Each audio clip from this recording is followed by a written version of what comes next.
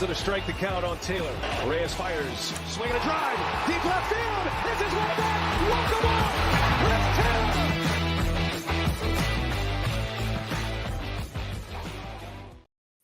Hi, everyone, and welcome into another DodgerHeads live postgame show. My name is Matthew Moreno, and joining me tonight is Forbes senior MLB contributor Anthony Witrado, who you guys have also come to enjoy as a special member of our Friday night shows. And Anthony, I know it's been because of me being out for quite some time, but it's nice to do one of these for you. I feel like you and I haven't lined up on a video in like a year, it feels like. I know, right? I agree. It's like spring train. Like when's the last time we were on together? I know, right? It's good to have you back, Matt.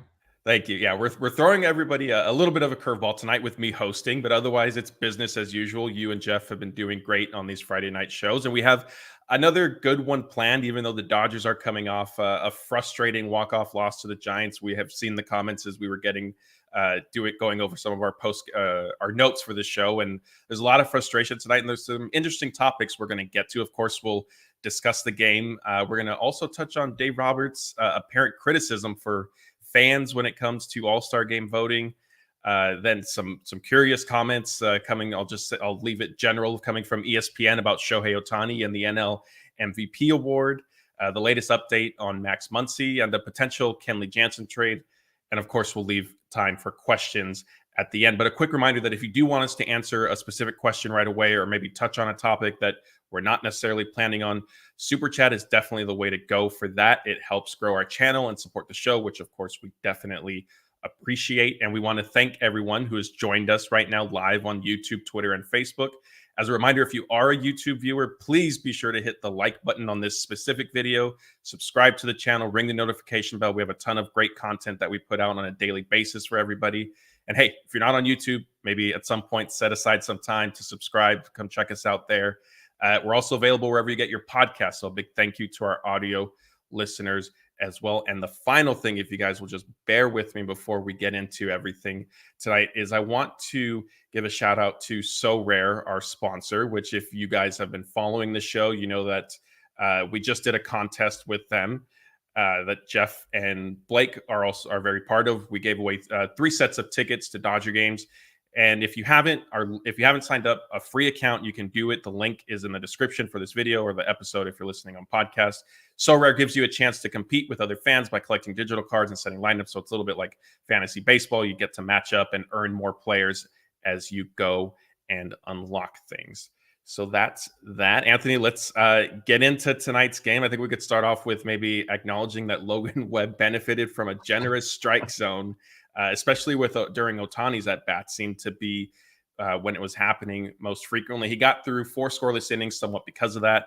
Before the bottom of the Dodgers lineup was able to get some traction, in the 5th inning, it started with a leadoff single from Miguel Rojas. He then scored on Gavin Lux's double.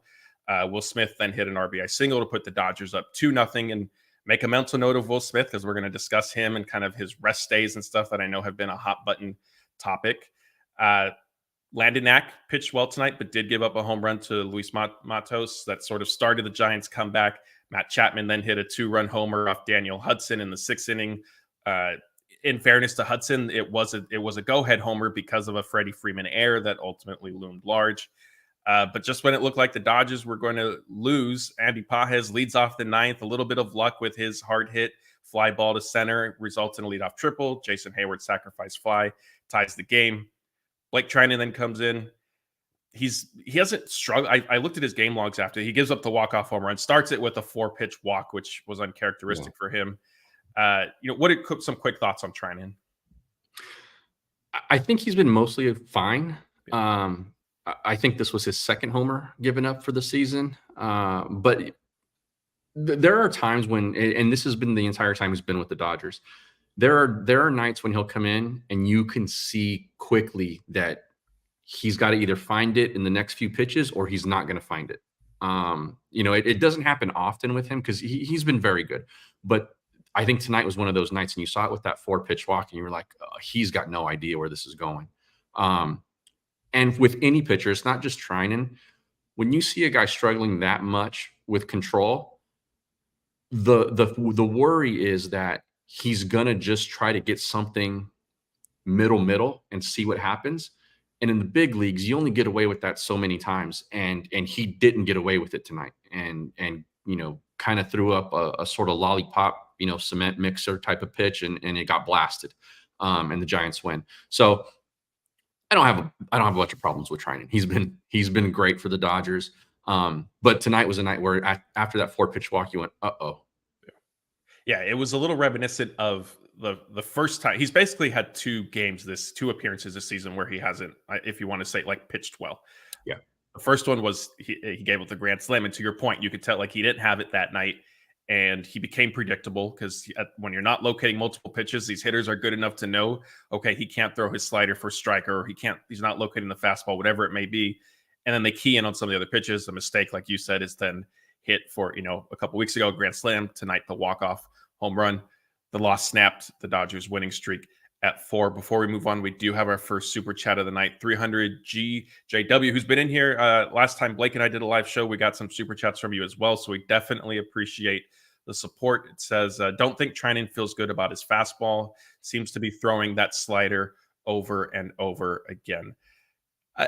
On one hand, maybe that was the case tonight. I think on the other hand, though, it's a little bit hard to be overly critical of Blake Trinan's slider because it is so effective typically, and it is a significant weapon of his. That's where he makes his money. The slider is what makes him his money. It's why he's in the big leagues. The fastball is peppered in as a sort of supplementary piece because of the slider. He works off of that. So, you can't fault him for going to that. I think at that point, he's really just trying to find something. He's trying to find a swing and a miss or something, something that's going to get him kind of feeling better about that lack of control that he had. But yeah, I mean, I don't think he had a feel for really anything that he threw tonight. Yeah. So thank you for the super chat again, but let's move on with our topics. Like I said, the Dodgers losing streaks, and so do some undefeated records for Miguel Rojas. These became a lot of fun to sort of track and talk about. The Dodgers went into the game 24-0 when Rojas has a hit, and 16-0 when he scores a run. And so he got his single. Joe Davis' call was, Rojas singles, Dodgers win, which was pretty funny. Of course, it didn't age well, unfortunately, now that we see Rojas did then score the first run. And so at that point, you're thinking, hey, if these trends continue, the Dodgers are going to win this game. Anthony, like I said, they were fun stats to, track and talk about and stuff like that. At the end of the day, no slight to Miguel Rojas by any means, but he wasn't like carrying the team per se, obviously, to all these wins. But he's been impressive and had, a solid season for the Dodgers. So I guess, and I'm going to sound repetitive, how impressive has Rojas been, especially now with, Mookie Betts being out for a decent amount of time? Yeah, he's been a little bit of a lifesaver. Again, not like he's carrying the entire lineup, but the fact that, you're not missing too much when Mookie goes out. And he was producing before that, right? In spot starts and spot ABs. The thing that does worry me, though, and we said this during spring training when people were talking about what are we going to do at that position? Is Rojas the answer? The more that he's getting 4-5 at-bats a game, I think that you're going to start to see things sort of regress to kind of where Miguel Rojas is as a baseball player for his entire career. Look, I hope I'm wrong there, especially if he has to play, a lot more than we're expecting him to, which he already has this season. But I think the more you run him out there, we start to look, late in July or in the middle of August and would be curious to see what his numbers are if he's got to play every day the way he is right now. He's not that guy. At least he wasn't coming into the season. He wasn't expected to be that guy for good reason. He's got a track record. But it has been a really, really pleasant surprise to see the kind of production that he's given this team because, especially in Mookie's absence, he has been a big part of that offense. And we see the glove night in, night out. I mean, he makes it look really smooth. As a former infielder myself, I love when the ball gets hit to him because he just makes it look so nice. But let's just hope that Mookie returns and Rojas could be put in the best position for him to succeed. Because like I said, I worry that the longer he has to be an everyday guy, the more you start to see him kind of come back to the player that we sort of expected him to be. Yeah. So looking at, his game logs since Rojas, his first game starting at shortstop since Mookie's injury, he had 3 hits, 1 hit, 0 hits, 0 hits, 0 hits, 2 hits, 2 hits, 0 hits, 2 hits, and then the 1 hit tonight. So yeah, you could see kind of a little bit of a roller coaster. Credit to him. He did have, some multi-hit games early on, but I think, yes, like you said, the more, the larger the sample size gets, the more, we might get the 1 for 4, the 1 for 5 and stuff. Exactly. And, maybe you hope that there are maybe some productive outs mixed in there, but not necessarily. Like, I think 2 things, I guess ultimately for me, I do share, some of that same sentiment. I don't think Rojas is necessarily going to keep up the pace that we have seen from him when he was playing a little bit more sporadically. Yeah. I think the Dodgers are obviously hoping it's not necessarily going to be as futile as it was for most of last season. So I think he is still capable of landing somewhere in the middle, which I think the Dodgers would ultimately take. Another factor to this is obviously we're pretty much 1 month away from the trade deadline. I would be shocked whether Rojas or Mookie Betts. I know it's been a while since you and I have at least talked on air about it, but I would be shocked if Mookie Betts or Miguel Rojas is the starting shortstop for the Dodgers past July 30th. I think at this point, because of the Mookie injury, that has become the priority. I would think, finding somebody to fill that hole. They've gone out and done it in the past. When they've had that sort of hole in the lineup or hole in the rotation, they've been very aggressive to go and fill it with somebody of quality and somebody, not always, but they've gone out and they've gotten guys who they think they may want longer term. And so if that's a Bo Bichette type of guy, we'll see. But yeah, I do trust that they're going to not just kick the tires, they're going to shake the cars. And they're going to try to find something out on that open market. And I think that won't be it. I really do think that they're going to probably add an elite type of bullpen piece, or if not elite, like someone that they can plug in toward the back end in high leverage situations. So yeah, I mean, they've positioned themselves now to have an interesting deadline, I think, considering everything that's gone on and some of the unexpected offensive struggles with this club.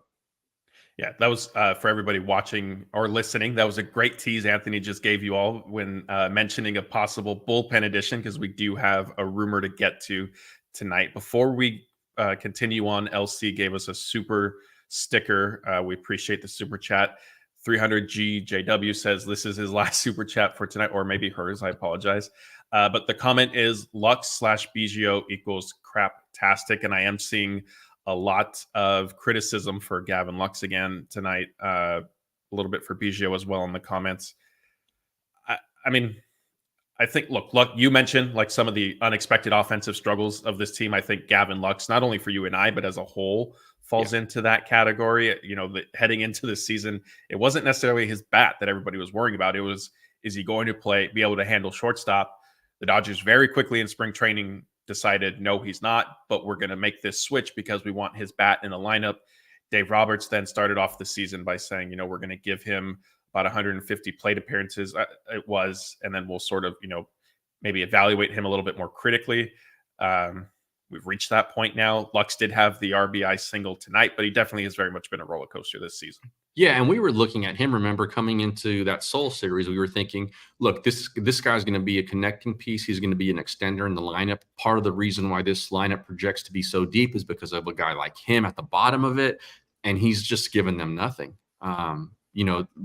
Jeff and I talked about it, I think, last week, where, it's come to a point where he comes on with a guy on second and less than 2 outs, and you're just hoping he doesn't strike out. He did a really good job tonight of taking that pitch that he hit into the gap the other way. He is, I'm sure I'm not the only one who is sick and tired of seeing him roll the ball over on pitches that are moving away from him and him trying to pull the ball and whip the bat head around. Tonight, he didn't do that. He sort of went with that pitch. I don't know if he was expecting that location or what the situation was. Maybe he was fooled. It didn't look like it. He got pretty good barrel on it, but he went the other way with it. And he's got pop when he's able to get that barrel out and get kind of get himself extended. And he did that on that ball, and it carried farther than I thought it was going to.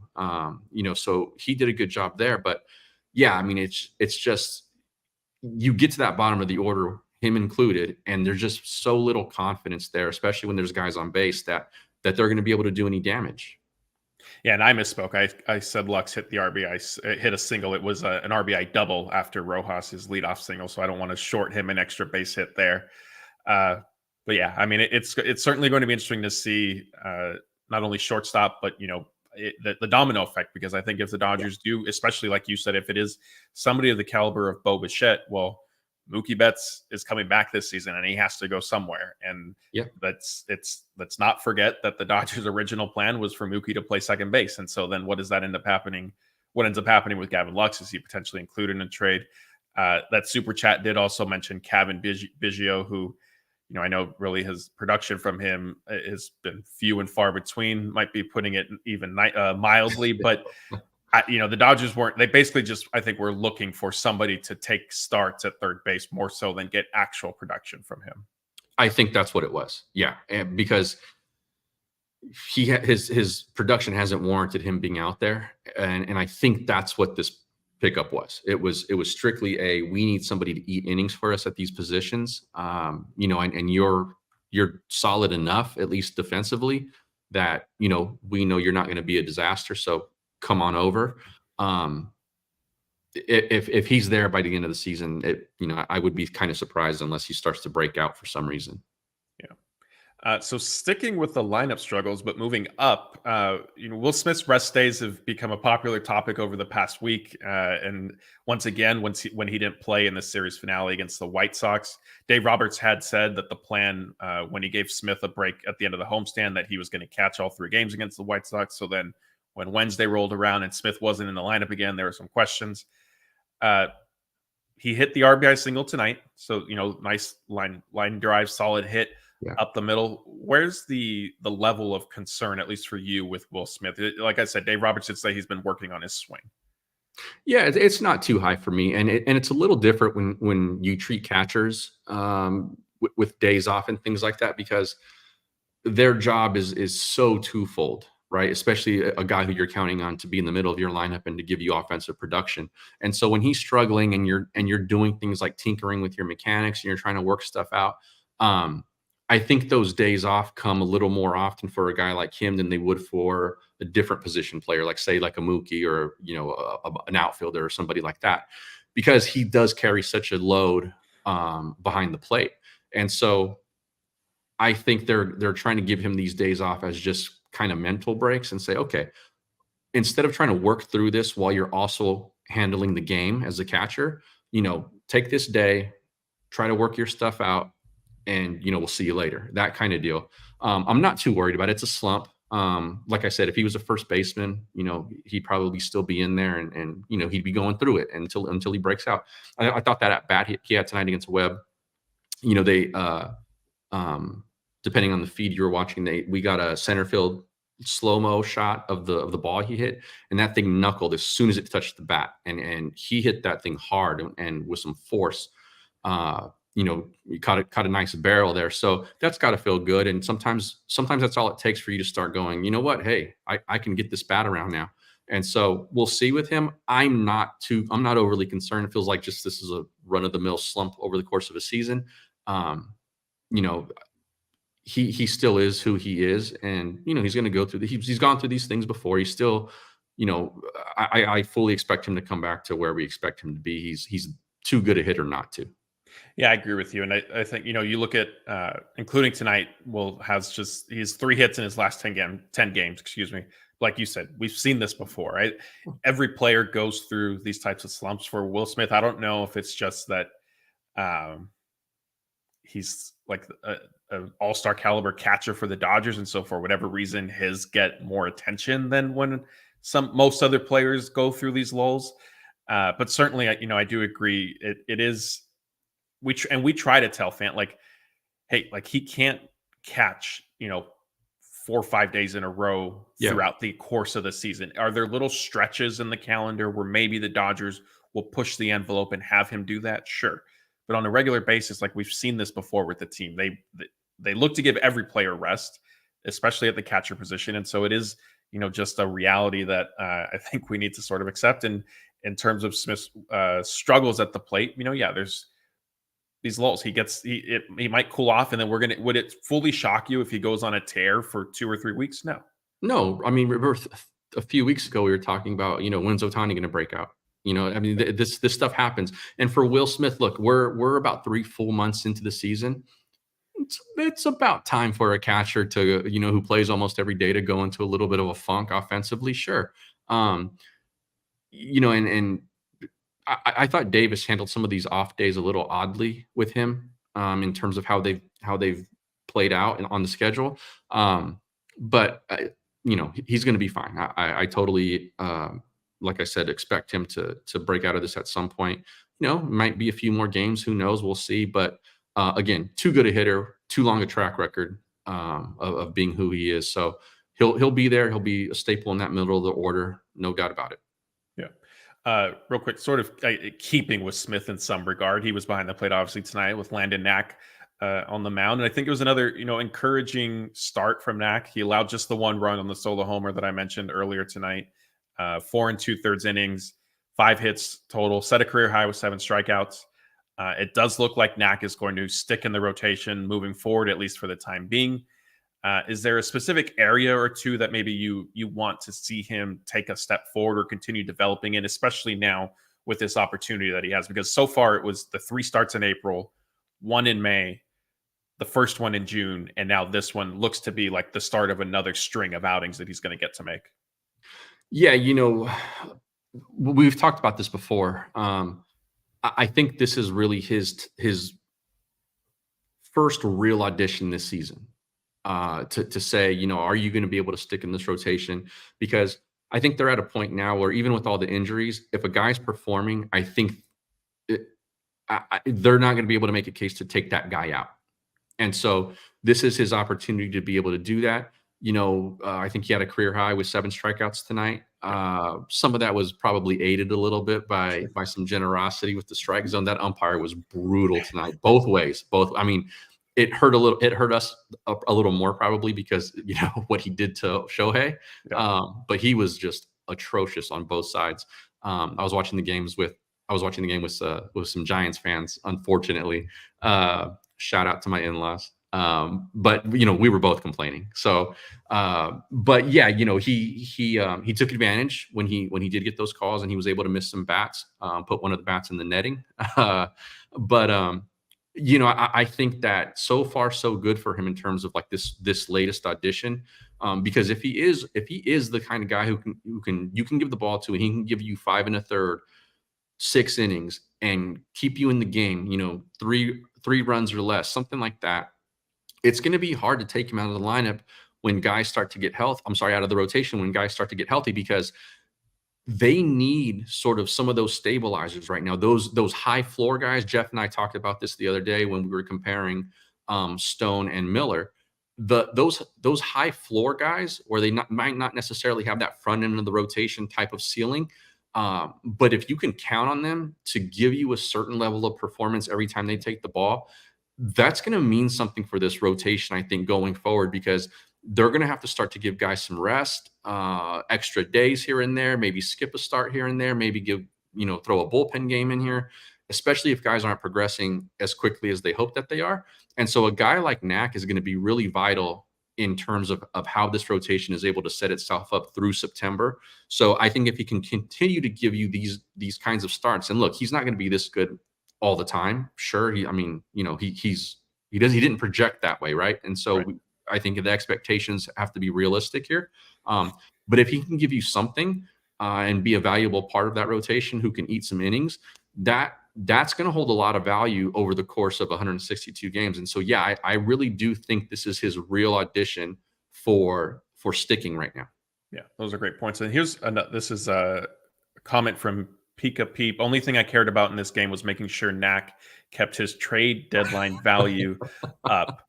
This is a sentiment that we've seen a lot on social media, and I don't necessarily understand it, because how you just explained it, the Dodgers need they're not in a position right now, in my opinion, to trade away anybody from their rotation, really. Right. Nobody at least contributing right now. If you want to get a AA prospect that you're going to include because those are stockpiled in the farm system, sure. But to me, unless you're sending Knack out in any sort of trade that brings you another like established starting pitcher, then fine. But short of that, I don't think you can cut from the rotation at this time. And Knack, I get that, yes, he's not the Bobby Miller theoretically, potential, the Emmett Sheehan potential, the River Ryan potential, like that huge upside that you see, like you said, you see these guys coming up and being potential frontline starters. But your starting rotation is not built on one or two guys. The Dodgers are a perfect example. You need 8 starters to get through a season. Yeah. I mean, if you're lucky, in some cases, if you're lucky. So yeah, I think that the only way that they send a starter out, at least a starter who is sort of contributing to the big league team now, is if they get something to replace him with. And that's going to be, that'll be the blockbuster type of deal that they make, right? And maybe a guy like Knack ends up being part of that. But yeah, you're not going to give up starting pitching and not get starting pitching back. They don't have that luxury right now. At least they're treating it like they don't, and they should. That's exactly how they should treat it. You might say we have a surplus of pitching and we got all these guys coming back from injuries, and by the time the second half rolls around, we're going to be stacked. You don't count those eggs. You know what I mean? You can't do that until they're hatched and they're throwing for you. Starting pitching is way too fickle, and it's far too valuable. In all honesty, it's not something that you can give up without getting something of real value in return. And typically that means more established starting pitching. Yeah, and look, Pika Pete maybe meant, Knack's trade value would be helpful in getting another starter. I don't necessarily know. I don't want to assume that they were looking at it as maybe acquiring a position player. But again, to our point, if you look at the Dodgers starting rotation and their depth right now, and who might bump Knack out of the rotation, Yoshinobu Yamamoto has a rotator cuff injury, which is significant. Mm-hmm. Clayton Kershaw is coming back from left shoulder surgery, which the amount of innings he's pitched in his career, his age, the sort of, soreness / setback, however you want to look at it, however, optimistic the Dodgers are trying to be about that right now. You have that. Walker Buehler hasn't not looked like Walker Buehler, but he's been, a roller coaster, which some of it was to be expected. But now, his IL, I know that it was given the designation of, I think, right hip inflammation. He did take a comebacker off his backside in his start against the Rockies. But even before he pitched that night, Dave Roberts was saying, maybe we need to find a way to give him a break to sort of reset. Yeah. So again, if you're sending Knack out in a trade, you better be getting a starter back, because the depth and the guys that you want to count on, it's not like a Tony Gonsolin situation, or at least where it began with last year as a sprained ankle type thing, where it's okay, like his ankle just needs to heal. He's a little sore right now. He'll be fine. Like those are significant issues that the 3 pitchers I just named are dealing with. And I'm not saying they can't come back, but it is an uphill battle.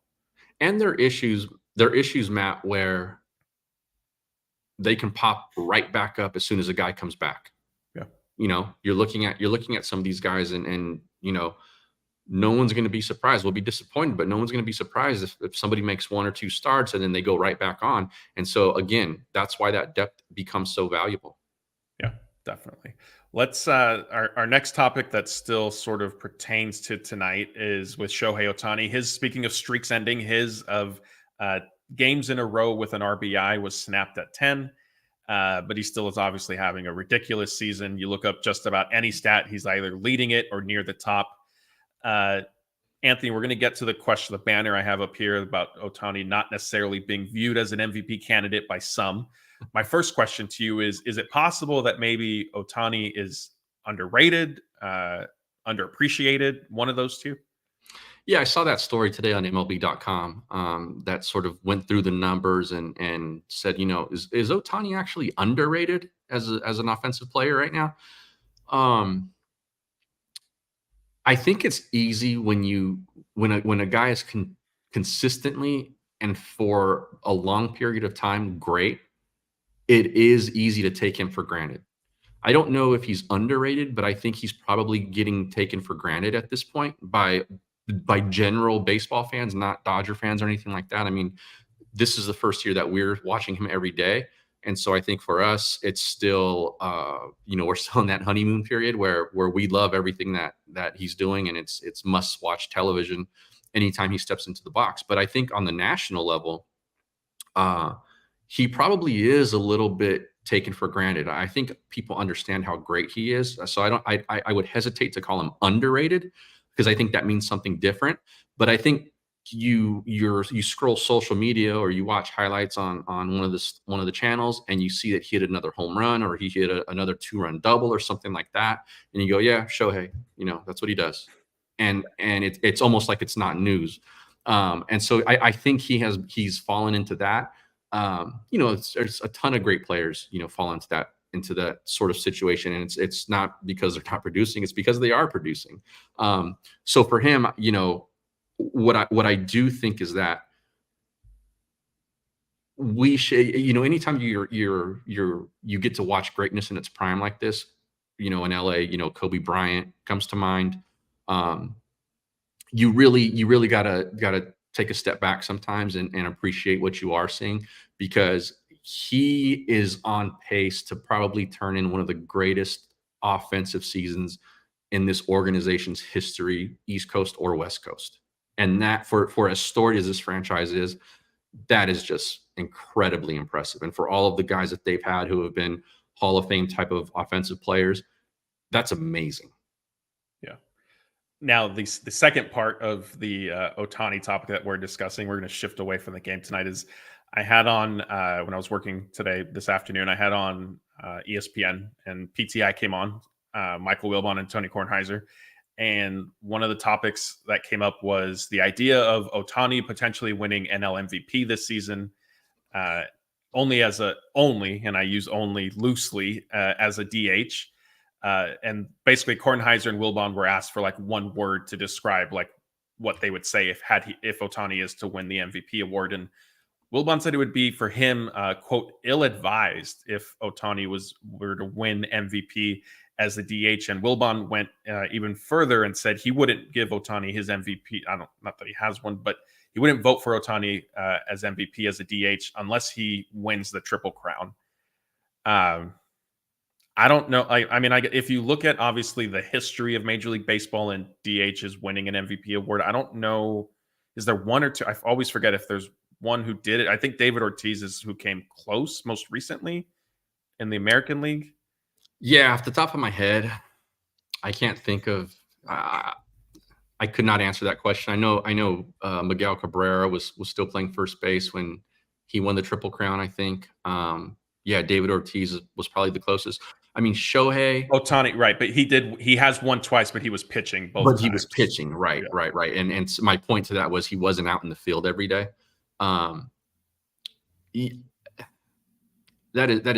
That's an incredibly dumb take by a veteran journalist who's covered a lot of baseball, who hasn't covered baseball in a long time, in Mike Wilbon. But the game's different now. And I think we measure things differently. And that's why, like, the BBWA, the Baseball Writers Association of America, has taken steps to sort of refine its voting process. So that way, like, if reporters who haven't covered baseball in several years,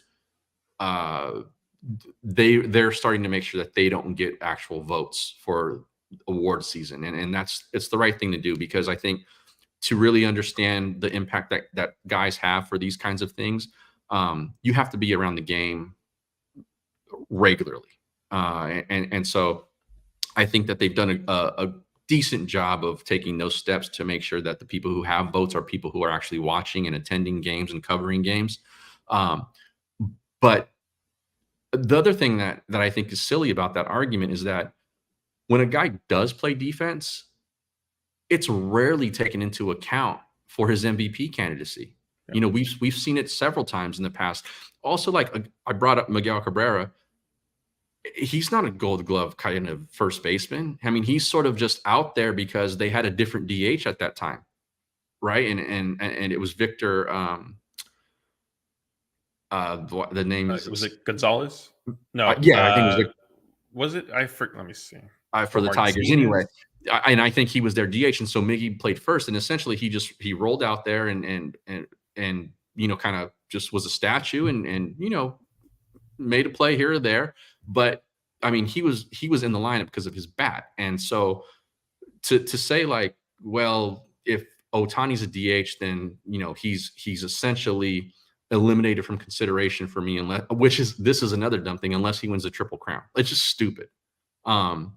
Like, look, he's now hitting leadoff, and who knows how long that's going to go for. And if the bottom of the Dodger order continues to not produce, he might not win the Triple Crown because he's not going to have enough RBIs. And so that's a stupid criteria to base your MVP vote on, is RBI. Like it's just such a flawed argument from the inside out. Now look, if things are neck and neck, and his counterpart or his rival in that conversation is like Bryce Harper, who plays first base now, and then somebody wants to say, Bryce Harper plays both sides of the ball. Okay, sure. Right. If he's head and shoulders the best offensive player in the league, because let's be honest, the MVP award is an offensive, it's an offensive award. Then I don't think you get to say, well, such and such, at least he plays left field or something like that. Like, no, that's not a real argument unless the guy is just elite. And so, like Mookie, like if Mookie's playing shortstop every day, one of the toughest positions on the field, or if he's a Gold Glove type of right fielder and he's putting up the kind of offense he is, then you take that into consideration. But beyond that, we're looking at offensive numbers. No one's looking at ultimate zone rating and defensive runs saved when they talk about somebody's MVP candidacy, unless like things are too close to call on offensive end. Right. And look at last year, Mookie's defense was brought up multiple times, or at least, we would try to not highlight it, but point out at least, like, look, Mookie is not only doing this, that, and the other at the plate, but he's playing a tremendous right field. He's also filled in at second base. He's played some shortstop.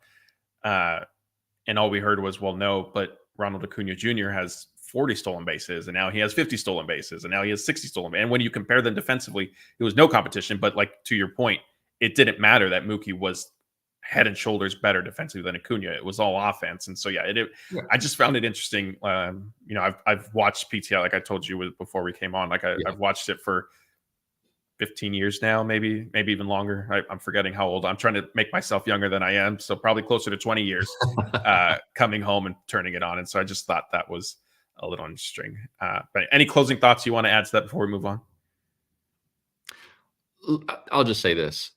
I'm fully willing to listen to and to make the argument for a player playing defense if things on the offensive end are close enough. But if Ohtani ends up kind of running away with sort of just the general offensive category, he's the most valuable player in the league. Yeah, that's it. Period.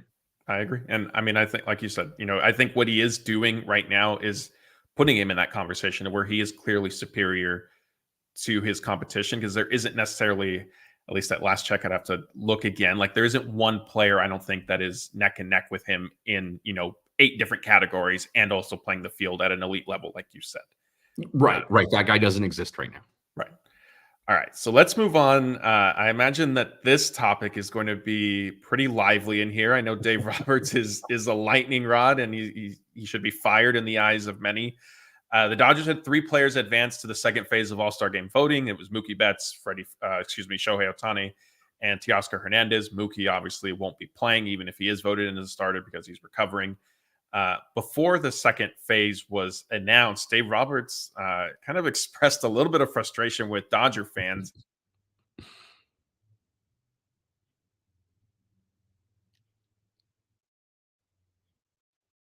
Or active voting. Yeah, there we go. Sorry, guys. My encouragement for Dodger fans is to get off your hands and start voting for your players, because you look at these other fan bases, the players aren't nearly having the seasons that our guys are having, and they're leading the fan voting. So that's what's disappointing for me as a manager, because the players are not going to promote themselves. So it's about the fans supporting their players, end quote. Anthony, let's start with, are you surprised that Dave Roberts came out like this strongly and said this? I kind of am. He usually doesn't go after the fan base like that. I can't remember a time actually that he ever has. I think, So sorry, not to cut you sang it. I could be wrong. The only other time I remember something like this was when Kenley got booed off of Dodger Stadium, like either the first or second time. I remember that. Yeah. And so that was a handful of years ago. And that was sort of it's so yeah, and you're right. And I think that was I put that in a little bit of a different category. I had forgotten about that, but you're right. But I put it in a little bit of a different category because he was prompted into that kind of, he was almost provoked into responding to that for the sake of like backing his guy. Yeah. And that's sort of more how I took that one. This one is just kind of it's unprovoked. And it's interesting because the New York Knicks went through something like this during All-Star voting this past season. Because I think Jalen Brunson wasn't voted in as a starter or something like that. And so people were like, so many New York Knicks fans, and how does he not get voted in? Yada, yada, yada. This kind of reminded me of that. But it was surprising that he said it. I don't necessarily agree with him. The players that he's talking about, I think, do deserve to be all-stars, and I think they probably will be. But like scolding your fans for not voting was an interesting tactic. I think like saying like, hey guys, like basically like, let's get out the vote, button mash on your phones and on your computers and let's do this would have probably been a better way for him to say it.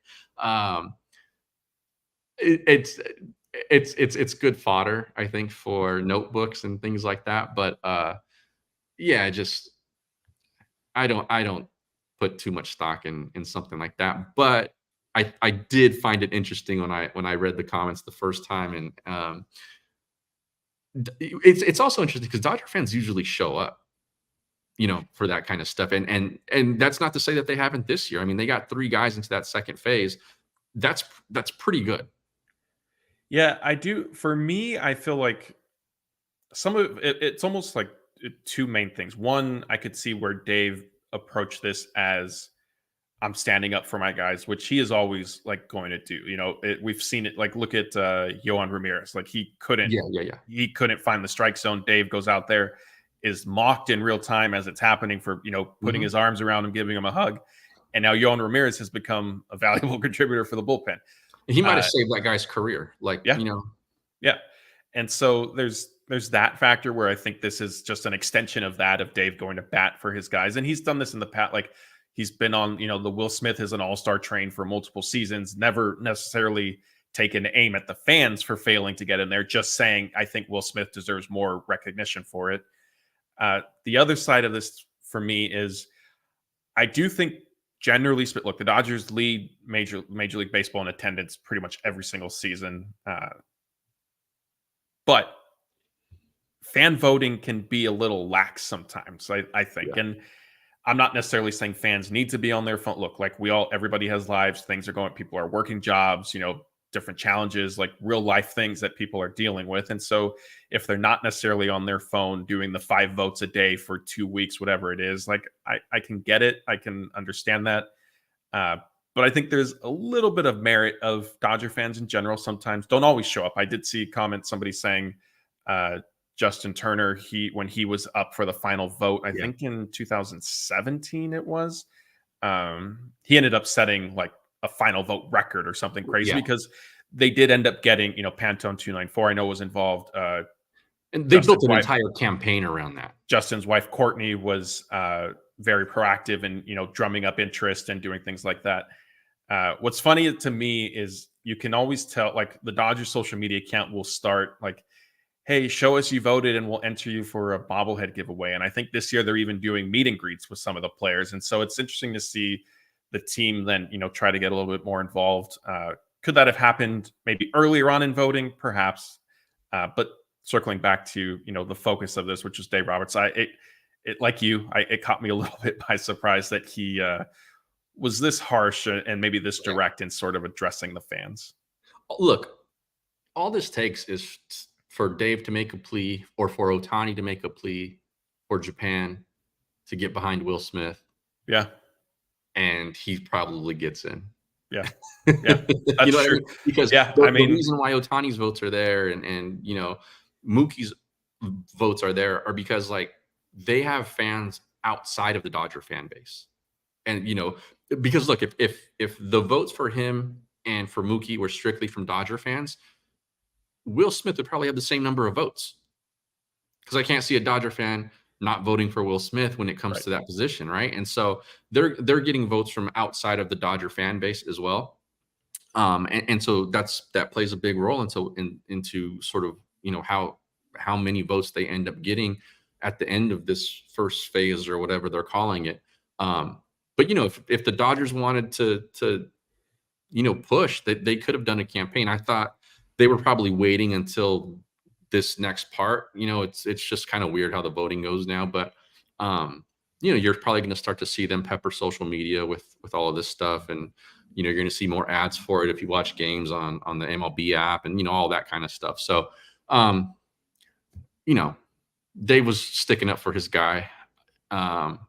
Just interesting to kind of go after your fan base that usually shows up every single year for you and your guys. Yeah. Tim G says, to your point, I voted on Will for every ballot I cast. So yeah, like you said, if it's strictly Dodger fans, like they're probably not just voting. They're not necessarily leaving Will Smith out as they're voting for Mookie Betts and Shohei Ohtani.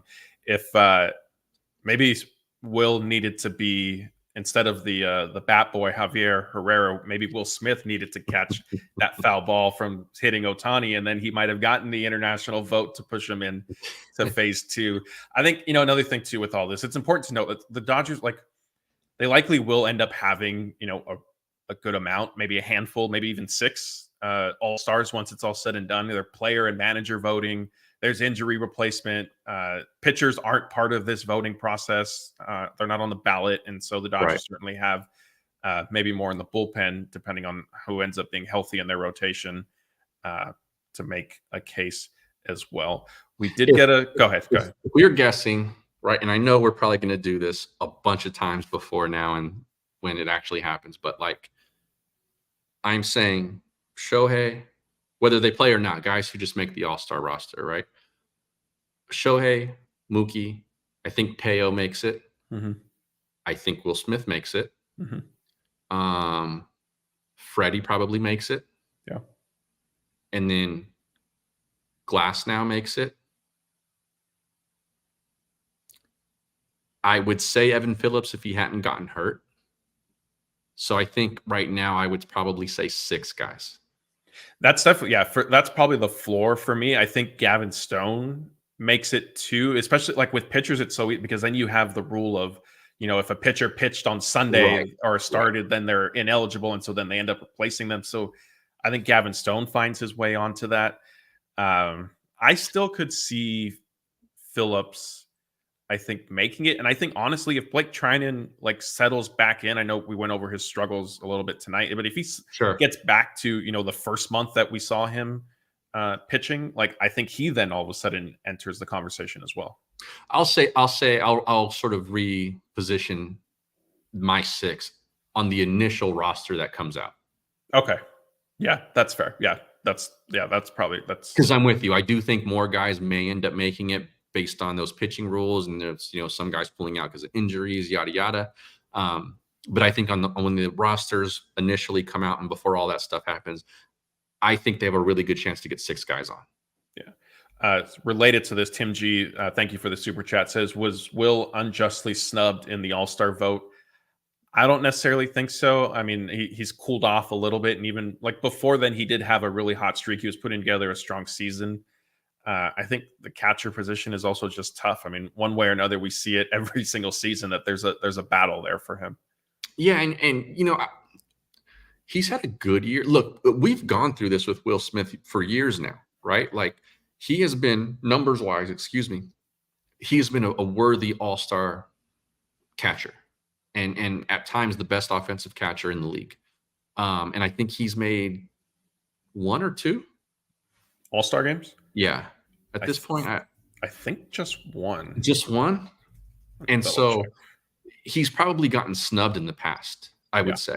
I would say probably if he's only got one, I would say he's gotten snubbed twice. This year, I don't think he's gotten snubbed quite yet. But if you're saying, should he have made whatever this phase 2 thing is?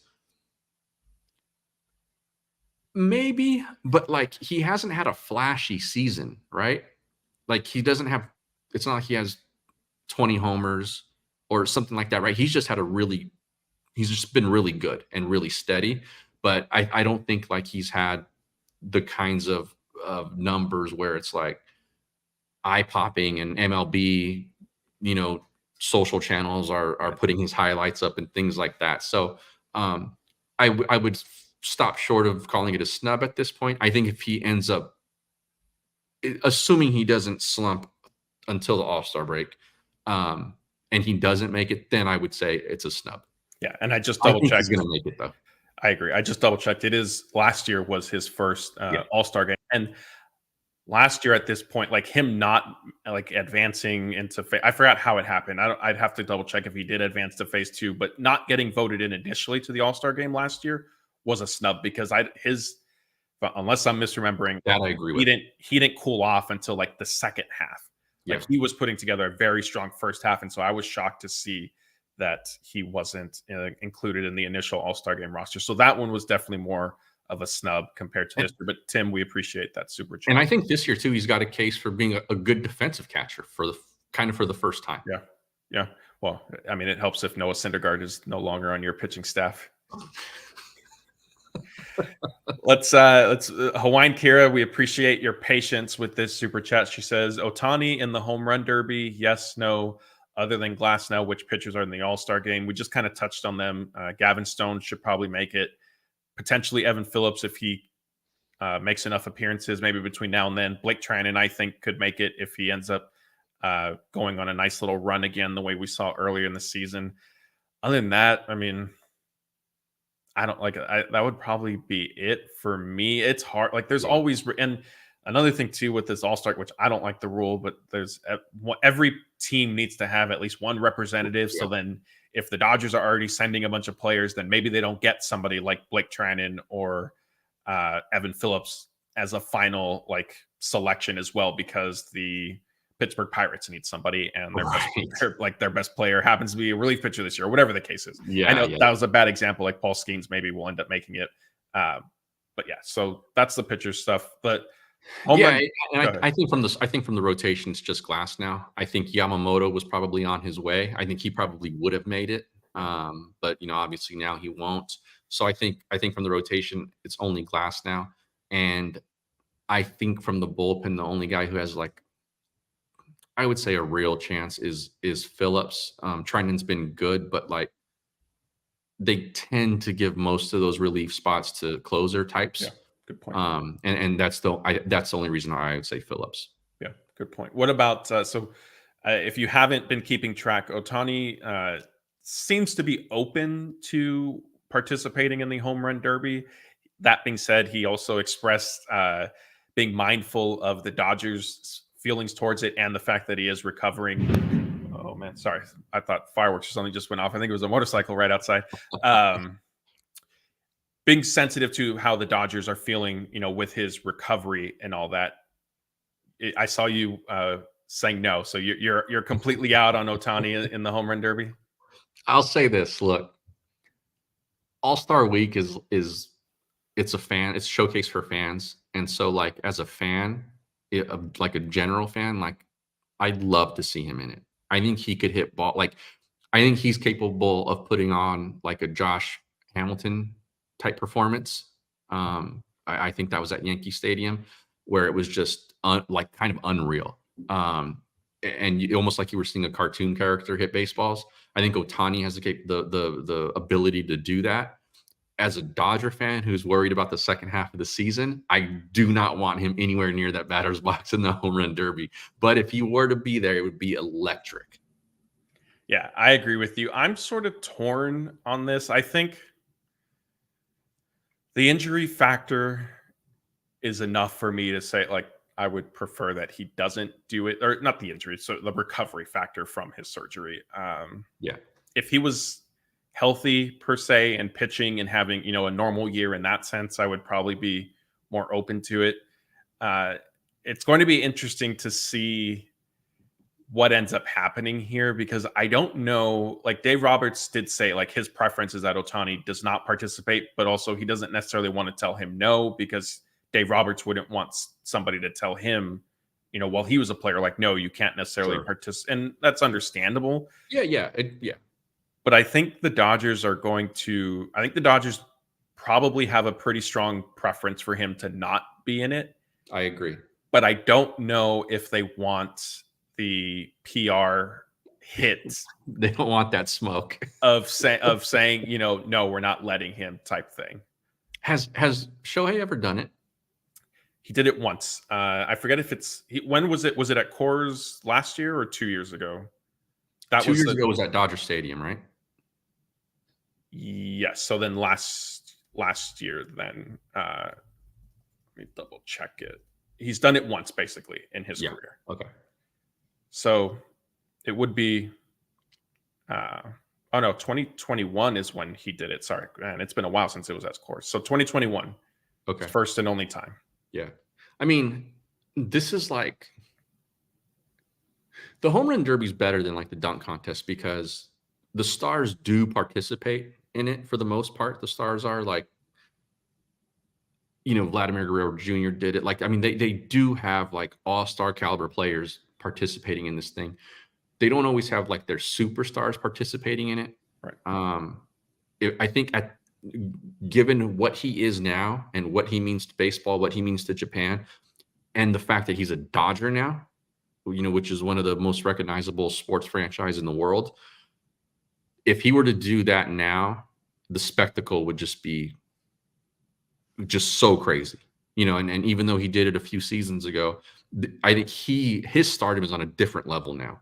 And so for him to do that would just be, it would be nuts. And it would be probably really, really cool to see, just as somebody who wants him to continue to produce, in August and September and October. I'm like, just get your rest, stay away. Do you real quick? Let's end with this for at least with the home run derby talk. Do you subscribe to the theory that the derby messes up a player's swing? Do you think that it's not a blanket thing, that there's nuance to it and it depends on the player, or is it just not irrelevant at all? Yeah, I don't think you can just put a blanket over it like that. I think some guys have copped to like, it sort of threw me off a little bit, and other guys have been like, no, I just, I sucked for 2 weeks afterward, like whatever. So no, I don't think it's necessarily that, but when you're swinging that hard for that long, it's going to take a toll on you. It just is. And so, just anytime you're doing anything, there's an injury risk. And so I'm like, Shohei, just sit down and watch and enjoy. Yeah. Just do things to limit any potential, any potential oblique things or something like that. Who knows? But no, I don't really subscribe to the that whole sort of theory of if you participate in the home run derby, then you're screwed for the second half. Yeah. Well, it's going to be interesting to see where it goes. So like I said, just to kind of summarize, Ohtani has some interest, but he's also mindful of how the Dodgers might feel. Dave Roberts says his preference would be for Ohtani, to not participate. I think the Dodgers as an organization probably feel that way, but I'm reluctant to believe that they'll publicly come out and basically say, no, we're not letting him. I think they tell him something like, it's totally your decision. We wouldn't mind if you chose not to. Something like that. Yeah, probably. and then maybe Ohtani comes out and just says, I've decided not to because, my health and I want to win a World Series and this and that. Yeah. So, all right. We've made you guys wait long enough. This should be another, I think, interesting discussion. I'm going to be keeping an eye on the comments as we're going along. So definitely share your thoughts. According to John Heyman, Kenley Jansen might be available at the trade deadline, and the Dodgers and Padres, quote, like him. There's still plenty of time between now and the deadline at the end of July. The Red Sox have improved of late, and they're back in the wild card picture, which isn't hard to do considering half the league can make the postseason now. Anthony, if the Red Sox do end up selling and Kenley becomes available, should the Dodgers pursue a reunion? And as you're answering this, I'm going to throw up some reaction that we're getting. Yeah. You want to read his numbers off real fast? I don't have them. I know that he has, 15 saves and 16 opportunities. ERA is around 3 something. FIP was down to like 2.3. I'd have to look at his savant stuff. I'm not. Yeah. His walk rate is up a little bit. I know he started the year like looking kind of like Kenley of old, but I think he's probably fell off since then a bit. Look, I'm okay with bringing Kenley back for like nothing, kind of deal. I'm not okay with going after him if it means giving up something of value in terms of either prospects or, anybody from the major league roster or who's helping us now. I don't think they go that way. I would love if he could come back at some point and be with the team when they win a World Series, a non-COVID World Series. I think that would be really cool to see him in uniform, for that kind of situation.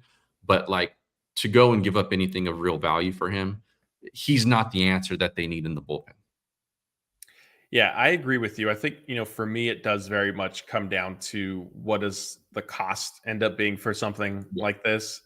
Let me see. So I pulled up some of his stats. So, 2.30 ERA, 15 saves, 1.06 WHIP. Let me get into some of his StatCast data. So he's expected ERA 76 percentile, average exit velocity 37th, chase just 6, whiff rate 51, strikeout rate 89, hard hit 66. So a little bit of, like you said, a little bit of a mixed bag with Kenley. What makes this interesting is the group of relief pitchers currently on the injured list, either 15-day or 60-day: Ryan Brazier, Connor Brogdon, Brusdar Graterol, Michael Grove, Joe Kelly, and I'm going to include Dustin May in that group just because I think if he does come back this season, it would be in the bullpen. So on one hand, the Dodgers bullpen without a lot of their expected key guys has done very well this season. Credit to the group that they've put together. Like we mentioned, Yohan Ramirez, Anthony Banda has pitched well.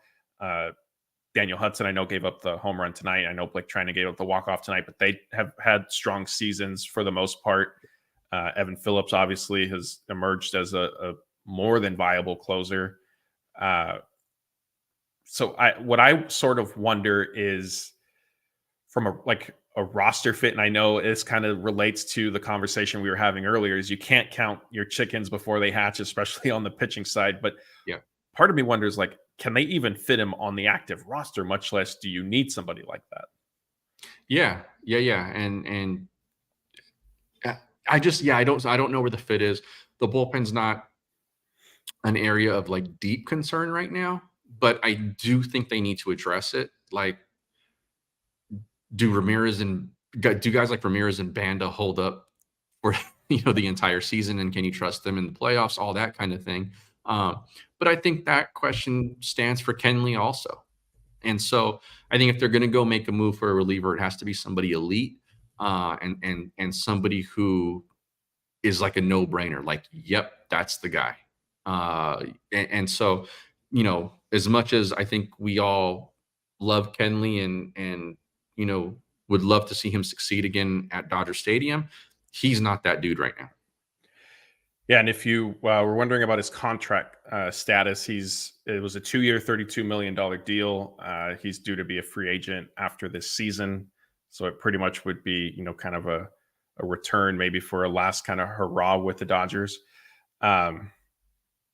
This isn't the first time the Dodgers have been linked to Kenley this year. Back in spring training, it came out that they were discussing before Manuel Margot got traded to the Twins that the Dodgers and Red Sox were engaged in some talks, which if anybody remembers from our interview with David Vassay back in spring training, I sort of asked him about that possibility because before that was out, I don't want to give myself a pat on the back, but I was kind of reading some tea leaves, if you will, and I felt like there was continued reports about the Dodgers being interested in Kike, and I'm looking at the roster thinking the only way Kike can come back is if you move Margot. Kenley was available. The Dodgers were being linked to Kenley. And so to me, it made sense. Like send Margot to the Red Sox, get Kenley, then re-sign Kike. Obviously, they ended up going in a different direction with Margot. Kike is back anyway. And so now I think that there are enough legs to the Jansen stuff that it is, I think, a possibility the Dodgers are certainly open to. The biggest question would probably be, and you sort of touched on it, is if they move forward with this trade, does it mean that Kenley again is the unquestioned closer? Because I know that was a little bit, especially with fans, and I did see some of the comments as we were discussing this, that, Kenley basically needed to be the closer, and he wasn't pitching to the level where that was a role that he maybe deserved, no questions asked. Yeah. He's been stubborn about that. Who knows if he would lighten up on it if the Dodgers came calling. But this team's trying to win a World Series, and if people are looking to bring him, and I don't think this front office operates this way, but if anybody's looking to bring him back because he's an old Dodger and nostalgia and all that stuff, that's not it. And the Dodgers may be looking a little down the road and saying, that guy you're asking about, that's going to be Dustin May, we think.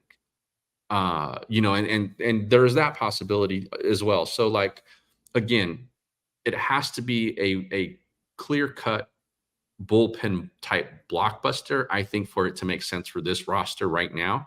And that guy's not Kenley. Yeah, I agree. It's going to be interesting to see what happens. Like I said, I don't know. The Dodgers do certainly need multiple areas of their roster need to get addressed, I think, at the trade deadline. I'm not convinced that the bullpen has to be one. I think if Brusdar Graterol can come back and, pitch somewhat to the level that you sort of expect, if Michael Grove is back, if Joe Kelly's back, if one or two of those three come back and are productive for you, I think you can end up piecing things together. Another thing too is if you end up with a surplus of starting pitchers, you could potentially kick one of those guys into the bullpen as well. Yeah. But of course, like we mentioned earlier, with some of the injuries that they have going on, like that's not necessarily a safe bet. So yeah, that's where things stand with Kenley. We're about a month away from the trade deadline again. It's July 30th, and the Dodgers, and hey, maybe he doesn't end up with the Dodgers, but he's down in San Diego, and that will certainly make things interesting just when they're playing each other. Not that the Padres are necessarily, I guess I should catch myself, because like I mentioned, the wild card makes it so that almost any team with a pulse can get into the playoffs. Yeah, for sure. All right, let's move on. Our final topic, and then we're going to answer some questions. We thank everybody who has stuck with us so far. We're a little bit over an hour into tonight's show. It was a disappointing walk-off loss for the Dodgers, but you guys have all been great. And let's get into some positive news. Max Muncie met the team in San Francisco for this weekend road trip. And the biggest news here is that he started to take swings again. He's hitting off a tee and against some underhanded flips from coaches. Anthony, do I even need to ask you what impact Muncie will have on the lineup once he's back, considering some of the struggles that have happened at third base? Yeah, I think not just at the third base hole, but I think just the lineup in general, it's gotten really thin. And so, yeah, they need him back. He's a middle of the order type of guy. Really, he extends that lineup more than I think we realized before he went out. And then obviously with Mookie out a little longer term, you look at a guy like that and you go, man, he becomes much more valuable if he can get healthy and get back in there. So good news. We hope it's soon. I told Jeff, I think last week, it feels like this thing can take even longer. So to get this news for me was a nice surprise. They need him back. I mean, we saw the offense tonight, and sure, they were facing Webb, and Webb's a quality starter. But some of the at-bats were just non-competitive. And one thing about Max is that he usually doesn't give at-bats away. And so to have somebody like that in the middle of your order becomes valuable. And so good news, come back soon, come back fast, come back healthy. Yeah. Real quick, guys, start throwing your questions into the chat. If you could start it with question in all caps, that helps us kind of spot them as we're scrolling through your comments. Sort of sticking with Muncie, this wasn't necessarily, we'll get to additional questions, but Cesar wants to know, why is Biggio playing? He looks lost. There's been a lot of Biggio criticism in the chat. I've seen it as we've been going. Again, as we mentioned, that Muncie isn't healthy, and the other options the Dodgers have aren't necessarily hitting either. Chris Taylor started to show some signs of life recently. But I think also one thing that Dave Roberts mentioned when they acquired Biggio was looking specifically for a left-handed bat. And I used air quotes if you're listening to this in the podcast, because Biggio has been a bat in the sense of a position player. Again, not really by way of production. So that's why he's in the lineup kind of on a regular basis. But I anticipate Muncie's on the 60-day IL. So even with this progress, he can't come back until after the All-Star break. Dodgers will need to make a 40-man roster move. My suspicion is maybe Biggio's time at that point runs out, or maybe the Dodgers maneuver things a little bit differently to see how they get him back. All right, let's see. Let's get into some questions. And David has been with us for several episodes, so he's starting us off with a food one. He says, breakfast for dinner, yes or no? Hell yes. Okay, Breakfast so like just any, like no hesitation? Look, man, I'll eat cereal for dinner if That's true. if I'm feeling it, right? But no, I mean, breakfast for dinner is a staple. I mean, that's a regular dinner rotation thing for this household, and whether it's, pop some waffles in, or I'm going to make pancakes, or we're going to make eggs, or we're going to go down the street to the little taqueria, on the corner and get something there. Breakfast for dinner is always clutch. Okay. I'm open to it. For me, it's more of like if I'm craving like cereal for whatever reason at night, then I'll eat it. Admittedly, at that point, it's probably if I had just like an earlier dinner. So my cereal isn't actually dinner. It's just, I got hungry again. It's 10 o'clock. Let me have a bowl of cereal. Ederico says, can't the Dodgers try to get an actual third baseman? Biggio was the worst move made by the front office. Our third base is dead right now. I think Muncie is your actual third baseman. I mean, he is. The injury has lingered longer than the Dodgers anticipated, which, if you want to fault them for maybe being too optimistic with an oblique strain, I think that is certainly fair. But they weren't going to go and get not even a premier, but any sort of everyday regular third baseman, because then once Muncie comes back, what do? Like, you're not putting one of them at first base. I guess on the off chance, maybe you got a third baseman who could play second base, then you put them there. But I mean, it would have had to have been a very specific fit who then is also an impact player. Yeah, I don't know who that third baseman is either. And I think the Biggio thing was not like, here, this guy's the answer. It was like, this guy's a body who is warm. Yeah. And we just need somebody to fill these innings until Max comes back. I think that's what the Biggio thing was. So I don't think they signed him hoping that, he was the answer. I think they knew he probably wasn't. And then he would be expendable, I assume, when Max is healthy and comes back. Yeah, I agree. GI says Pages has a slash line of 214, 278, 364. That's a 642 OPS against right-handed hitters. How much rope do you give him before calling up Outman and platooning them in center field?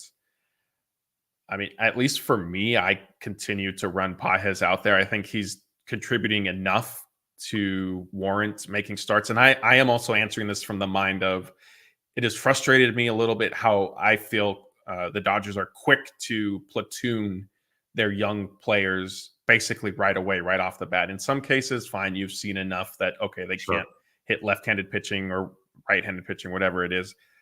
But I think they make those judgments a little quick for my liking. And so, like, you need to, in my opinion, especially at the major league level, like, you need to give them enough of an opportunity to show you, like, okay, no, they actually just can't hit same-sided pitching to save their life. And so we need to platoon. Yeah, and I think also now they would face a question of like who's out. Yeah. Because they have a little bit of they're sort of boxed in with some of the roster flexibility that they have now. Because I think when Outman went down, Hayward was coming back. Is that what the move was? I believe so. Yeah, I believe so. And so now it gets a little more tricky. I think some of these decisions that they may have to make are more permanent if they were to bring Outman back. And so I think that's why you're going to see Pages get some of this rope now, because at that time it was Outman who was struggling when Hayward was coming back. So you were going to keep Pages on the big league roster. And now it's a situation where like Chris Taylor, Kike Hernandez, the only way that happens is if they're gone. Yeah, I suppose maybe one way around it could be you could send Vargas back down. I mean, he's hardly playing anyway. But yeah, I agree with there's not necessarily. I mean, there's the argument though is that Vargas should be receiving more opportunities than he is. Yeah. So yeah, I don't know. It is a little bit of a tricky situation. Yeah, he plays so inconsistently. I actually forgot about him, and so yeah, he probably would be the answer there. Because in all honesty, if he's not going to play more regularly, go get him at bats at OKC. Like, it doesn't make any sense for him to go days at a time without playing. Yeah, definitely. Third and Goal says Dustin May would be ideal as the closer for this team. His body cannot withstand the grind of an everyday starter. Your thoughts? I think it's fair to consider, but I wouldn't make him the closer yet. Like, we got to see if he actually can handle that kind of role. But I do think that in terms of him being a starter, we don't know that his body can't do it yet. You know, he's had this injury. He's had a couple of serious injuries. Let's see how he comes back.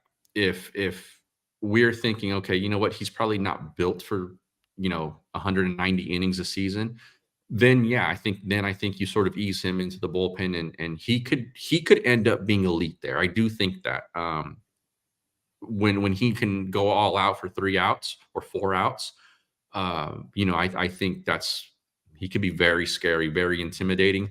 But I still think that he's good enough that you try to make it work as a starter, and then the bullpen can always be his fallback. Yeah, I think, like you said, the profile is there for him to excel in that bullpen role. But at least for me, I think it's a little early to make that type of decision right now. Yeah. And I think, even with that, though, he would have to get his walk. We've seen his walk issues sort of crop up, and that's not going to work as a relief pitcher, much less a closer. Here, Aaron Vaughn says Boston Blake seems like a cereal for dinner guy. So Blake has developed. I don't know if you happened to catch one of the live shows a few weeks ago. Blake was going on and on about his fake fan interest in the Celtics, and so he's developed now this Boston Blake persona. Cesar agrees with you. Breakfast for dinner, hell yeah. Let's see here. Hallelujah is another baseball question. With our relievers coming back, mainly Gratterall, Kelly, Brazier, who was the first one sent down from the current bullpen? And then asking about second or third. I think somebody like Anthony Banda. I forget if Johan Ramirez has option years remaining. I don't know. I could try looking up. He would be another one who's probably going down at some point. The good news, I guess, for the Dodgers is they're not facing these roster crunch decisions for quite some time. Michael Peterson is also up. He's another one that would get sent down. So I guess there are your 3 in no particular order. As much as there really hasn't been many updates on Kelly or Brazier, Gratterall, Dave Roberts did say last week that him and Dustin May through, I think the way he described it, were like encouraging bullpen sessions. But like a week before that, Dave had also said that Gratterall was months away from returning. So take that for what it is. Yeah, who knows? But like you said, those decisions are kind of still they're far away right now. Noisy Ninja 991 wants to know what's going on with Freddie. Is it just me, or is he making way more errors? Is he? I mean, I don't know. I was trying to remember. Yeah, it hasn't felt like he's been elite. I think one thing we have to also consider is that he has saved the behinds of Gavin Lux and Mookie Betts dozens of times, probably at this point in the season, on their throws. I think we tend to look at him and like, does he make that play down the line? Does he make that backhand stab? Does he make that ball that's, that short hop and get the out at second, that kind of stuff. But I think we also need to remember that Mookie Betts and Gavin Lux have been a circus at times throwing the ball to first base this season. And if it weren't for Freddie, they probably each have like 5 more errors apiece. Yeah. All right. We'll take a couple more here. Rock says, can Vargas play third base? To piggyback off of that, Aaron Vaughn says, is Vargas really bad at third? Like, is he Lux at shortstop bad? I'm assuming so. This was something Jeff and I discussed. I think it was Sunday. And it's unfortunate that Vargas either can't play third base or that they won't play him at third base, because that theoretically should have been the answer to Max Muncy going down. Yes, Vargas doesn't hit left-handed, but if he's hit, my stance is if a player is hitting, who cares if he's right-handed or left-handed, like he's producing. My guess is, like I said, he either the Dodgers don't believe in him to a certain degree. I think it started off with, Muncie was kind of blocking him at third base. There was an opening at second base. Let's move him there. That fell through. Now he's in the outfield. I don't think they want to keep moving him around. Yeah. So I think because of that, we're not going to see him at third. I guess I don't know if it's because he's bad or it's just the way the roster dominoes have sort of fallen. They're not going to keep moving him around. Yeah, I mean, I would not mind at all seeing him start to get some of the innings there. Even if he is not great, because if he's gonna produce, I mean, you can't be much worse than Biggio with the bat. Then we'll live with that, because you're having to do what you're creating a hole one way or another anyway. I think the answer there is they don't want to keep moving him around positionally, and they want him to be an outfielder. Yeah, and I think another thing to consider as well is moving forward for next season. The Dodgers outfield picture is not set at all. And so if Vargas can get comfortable in left field, then that shores up at least one position. Pages is looking like your center fielder. Maybe Outman is mixed in to that in some degree. And then, of course, if they end up re-signing or extending Teoscar Hernandez, then you can figure out, then you have right field figured out. But that's a lot of ifs. And so nothing is set there. So if Vargas, leave him in left field, I guess, at this point, and hopefully he's part of solving your future. Let's see. I'm not seeing. There's a lot of cereal talk in here. Let me ask you, what's your favorite cereal? As I'm kind of scrolling for a final question or two. Man, that's a good question. I go through phases, but I will say that, I won't cop out that way. I will say, if the phases maybe for the most part circulate around 3. Raisin Bran is one, which is probably an odd choice for some people. Fruity Pebbles is one that I love. And then we'll make instead of doing Rice Krispie treats with Rice Krispies, we do them with Fruity Pebbles here. So that's always a win. And then probably, the late night cereal, like you talked about, kind of a late night snack cereal for me is Frosted Flakes. I'm not sure why, but for me, that's what I think of when I think nighttime cereal. It's Frosted Flakes. Yeah, those are good. Yeah, those are good choices. I think Frosted Mini Wheats might be my favorite, or at least it's what I feel like I buy the most. Honey Bunches of Oats. I did get it. My dad was a big Raisin Bran fan, so we would always have it in the house. When I was a kid, I didn't care for it because I thought it was kind of bland. I wanted the sugar stuff. Yeah, I wanted Apple Jacks, and he's trying to give me Raisin Bran. But maybe 2 months ago, I forgot when it was. I did, maybe longer. It might have been last year.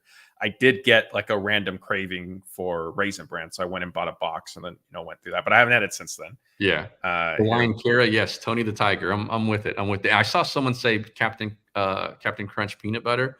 For me, Captain Crunch, the berry one, that one's a good. Yeah, Hawaiian Kira said Cocoa Pebbles with milk chocolate. That's a good. Kind of almost like a dessert at that point. You get your cereal and then chocolate milk at the end. All right, let's see. For the nostalgia of breakfast stuff. If anyone has seen Unfrosted on Netflix, the Pop-Tart story, it's pretty funny. Was it? Okay. I haven't. I heard about it, but I haven't watched it. And there's good Tony the Tiger and breakfast cereal references all throughout it. All right, we have a couple more here. Crunch Berries. There it is, Deuce. Thank you. Crunch Berries. I just lost it. Oh my gosh. Where was the question? It was a question. It might have been from BH. He was asking if Buehler is on the Dodgers next season. If I can find it, I'll put it up. But that was definitely the question. And my gut rate, my knee-jerk reaction is no, but then part of me wonders if the Dodgers are the team that would be willing to say, hey, like we'll do a 1 year kind of make good, trial run deal, let you reestablish your value potentially type thing. If he ends up like a pillow contract kind of guy, I could absolutely see them giving him more than he's worth on a yearly salary for 1 year. I think that is a possibility if he cannot bounce back this season, because then he becomes a major risk for another team. Now, that's not to say another team would not offer him that pillow contract and that he may be like, you know what, let me go somewhere else. But if the Dodgers can get him on something like that, I'm sure they would take it in a heartbeat. Like if he told him right now, I would take a 1 year extension for this price, I'm sure the Dodgers would jump on it. We were talking about starters turned relievers. Like if this ends up not working out for him, his stuff absolutely plays as like an elite high leverage kind of reliever. We're still way too early for that. I understand the guy was a Cy Young candidate the last time he was a full-time starter. I get it. But looking down the road, projecting a little bit, that guy has the stuff, I think, and the mentality to be elite at the back end of a bullpen. Yeah. Like John Smoltz stuff when Smoltz was there. Yeah, that would be interesting. I think the biggest thing there, and of course, like how your career sort of unfolds can be different than what you envisioned. And Buehler may be encountering. I mean, I'm sure he is. Like, I don't think he ever thought he would need a second Tommy John surgery. Yeah. He has been open about not being comfortable pitching out of the bullpen.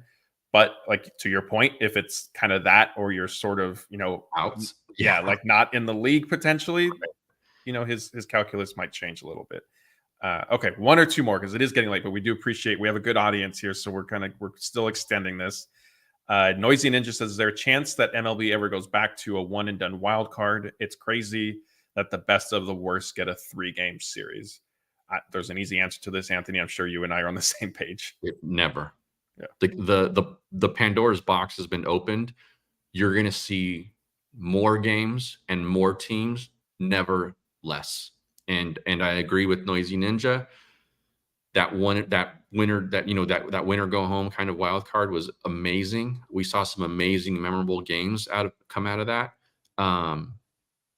But this is all about money. It's all about TV money. It's all about money at the gates and concessions and things like that. And then the home dates for the owners, it's never going to come. It's never going to retract. It's only going to expand. Yeah. I wish I would even settle for just 2 wildcard teams playing a 3-game series. Like I would settle for that. Like I agree with you. We're never going back to the one and done just between, if they said, okay, we'll compromise and do just 2 teams play 1 3-game series. And there's only then 1 wildcard winner. Like I would settle for that. But yeah, there's, you said, money. And ultimately at the end of the day, MLB is a business and they're keeping track of that stuff. All right. So I think this will be our last question. Before I put it up, I will preface it that it might be polarizing and it may lead to a lengthy discussion. But History Man wants to know, so is hot dog a sandwich or is it not? For me, this is a very easy answer. It is not a sandwich. A hot dog is a hot dog. Yeah, a hot dog has its own category. I understand the sentiment because it's a piece of meat in between a couple of pieces of bread. But is it really a couple pieces of bread? Because the bread is connected. Like the bun is connected, unless you rip it open, I guess. Like a bun is connected. It's not like like I'm getting 2 pieces of bread for my sandwich. Okay, so is the criteria for sandwich separation of the bread? So for me, like when people have argued, like a hot dog is a sandwich because it's a piece of meat between 2 pieces of bread, I come back and say, well, it's not 2 pieces of bread. It's basically one that is just cut open and you drop the sandwich in it. I got a question for you then. And I'm just playing devil's advocate. I would never call a hot dog a sandwich. But to play devil's advocate here for you, Matt, and for my paisan, David Sabatini, wherever he's at, meatball subs from a lot of Italian places come in like those big rolls. And that roll is connected. That's fair. Is that a sandwich? That is a meatball sandwich, yes. Yes. And other than the fact that it's been called a meatball sandwich for my entire life, I don't have any other explanation for it. Yeah, that's a good point. That's fair. I saw someone in here says, it was Hawaiian Kara said a sandwich is flat meat between flat bread, but a meatball sandwich is neither of those things. But I think you're adding the qualifier of meatball sandwich. So it's different. Like, you're not calling it just a sandwich. It's a meatball sandwich. So it's different. I mean, yeah, no, I get you. Okay. A hoagie is a hoagie a sandwich? Because that's also connected bread. I think of hoagie as a souped up sandwich, basically like an oversized one. Like, if somebody says I got a hoagie, in my mind, I think, oh, they had basically a huge sandwich type thing. Yeah. Look, I'll say this, whether it be a hot dog or a tri-tip sandwich or a meatball sandwich or a hoagie or Philly cheesesteak, I smash them all. Yeah, fair enough here. And GI saying, how about a torta? Yes, we will. You can add torta to that list. I don't know. Yeah, agree. To me, a torta is more of a sandwich than a hot dog is, but also a torta is a torta to me. And like, it's its own thing. Yeah. Now this, see, we're gonna have to have this discussion the next time, because there is this theory that all Mexican food is essentially the same because it's basically some meat filling in between some sort of bread or tortilla. I haven't necessarily heard that. That's interesting. I don't know. Yeah, I don't agree with it. It's just something that's been put out there. Okay. You're just. I'm going to do my own research on that. Let me go do my own research, and I'll come. But come back. I mean, it's not all Mexican food, right? Like, yeah, cocido or albondigas, those are soups, right? But like a taco, an enchilada, a quesadilla, a torta, like, all those kinds of things are like kind of the same idea. That's fair. Is it, I wonder, like, do people say that like as a criticism of Mexican food, or is it just pointing out that that's a reality, I guess? I've never taken it as a criticism. It's just like an observation. Okay. Let's end with this. Blake covered an event for us, the Dodgers. Well, have you had a chance to talk about the Dodgers City Connect uniforms? Have you been on yet? We Jeff and I touched on them briefly. Okay. Like kind of our quick thoughts on them. Okay. I am a big fan of the hat. Mm-hmm. I'm not a fan of the rest of it. Okay. Yeah, and you know what? We did talk about this because I think it was last week, and I said, a city like Los Angeles has so much culture and things that you can pull from to make a really meaningful City Connect uniform, and they just haven't done it yet. Yeah.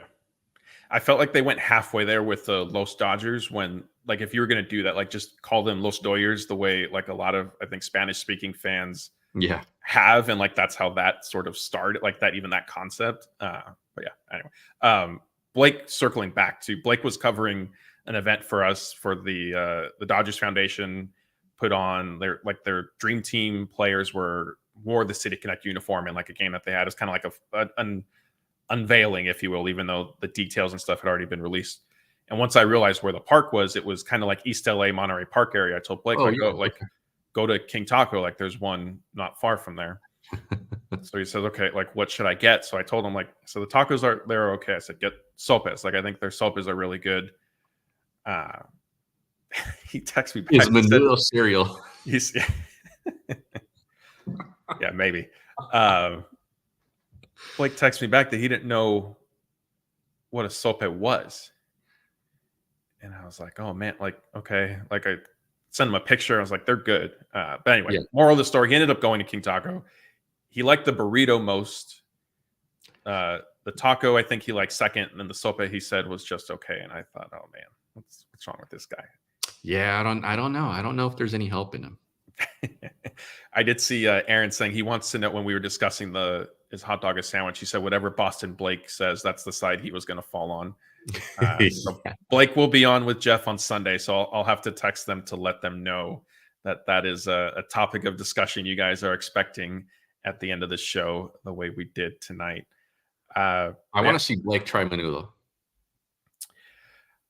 I don't know that he will. That might be a little too adventurous for him. I'm not sure if he'd go for it. maybe pozole. I feel like that's a little bit more mild. That might be safer for him. And a little bit easier to sell. Menudo, I think, might be a little too adventurous. But hey, we'll have to get him. We'll have to find time to do you, me, Blake, and Jeff one of these, and maybe just spend. I feel like the food stuff, we get people like tonight who love it. Sometimes people tell us to move on. We don't want to hear about this. So when we brought up the favorite cereal thing, the chat went ballistic. That is true. Yeah, that is true. So maybe one of these days, we always talk about it, but we'll have to do like a 20-minute, 30-minute live show of just food stuff. We'll preface it with, we're not really doing baseball. This is going to be food and things like that. And we'll see. We'll have a good time. Yeah, we'll end with this comment. Hawaiian Cure says it has to be served at Disneyland for Blake to eat it. Blake definitely loves him some Disneyland food. So anyway, well, go. Did you want to add something? No. This was a fun one. I thought I cut you off. Yeah, we appreciate for a walk-off loss. This was a fun one, everybody. Yeah, we over an hour and a half. We're up to 1,200 people still in here live with us. So we appreciate all you guys who are watching. We appreciate you if you ended up listening to this after the fact on podcast. We apologize if some of the food discussion maybe bored you here towards the end. We apologize for our live viewers if we've made you hungry. And if you're listening to this tomorrow morning, tomorrow afternoon, maybe go get yourself some lunch. Come back and tell us if you got a sandwich or a hoagie. We'd be happy to hear about that. A reminder, make sure you are subscribed to our YouTube channel, Dodger Blue 1958. Ring the notification bell. We have some great content going up. Jeff has actually been in Reno these past few days getting interviews with a bunch of different prospects. We have a lot more that we're rolling out. Andre Lipsius is going to be up. He spoke to JP Fireeisen. James Outman is up. Diego Cartaya. Jeff's trip ended up overlapping. We got a fortunate break that Cartaya's AAA debut happened. Jeff spoke with Travis Barbary, the manager, as well. We have some River Ryan highlights, so a bunch of things. So definitely look for us there. And, of course, keep reading at DodgerBlue.com. We'll keep you guys updated on all the latest information. That is Anthony. I am Matthew. Thanks again, everybody. And we'll see you again on Sunday night for our next live show.